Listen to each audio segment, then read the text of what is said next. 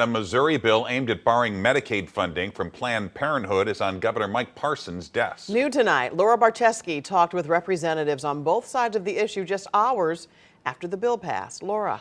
Mike and Kelly, the House vote to pass this bill today pretty much fell along party lines, with a little over 100 Republican legislators voting yes, 50 Democrats voting no. Now it's up to the governor, but there still could be legal challenges. State Representative Cody Smith says Missouri House Bill 2634 will prohibit taxpayer dollars, primarily in the Medicaid program, from going toward organizations that perform abortions and their affiliates like Planned Parenthood, which is a national organization. We know that if we are subsidizing or doing business with Planned Parenthood as a state, we potentially could ultimately be subsidizing those abortion services outside of the state. Representative Deb Lavender says there's really no point to this legislation, as a federal measure called the Hyde Amendment already bans the use of federal Medicaid funds to cover abortion. However, it doesn't limit the state's ability to use its own funds to cover abortions. So once again, women will be on the short end of health care in Missouri. We don't already do a good job for our people of color.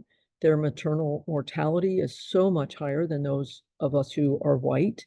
And so we're just further eroding healthcare opportunities for women in this state. Representative Brad Hudson, who co-sponsored the legislation, says they expect it will be challenged because it was struck down by the Supreme Court both times it was included as part of the budget and appropriations. And we understand that anytime we do something big like this, there is the possibility for a court challenge, and that has been taken into consideration when the legislation was crafted. So what's this mean for a ballot measure seeking to end the ban on abortions? Maggie Olivia with Abortion Action Missouri says the proposed amendment would only guarantee access to abortion and reproductive health care. But there is no language in this amendment about like Medicaid or payments or anything like that. This is an attack on the people of Missouri and the services that they rely on to survive, whether that be preventative care like cancer screenings, STI testing and treatment, birth control access.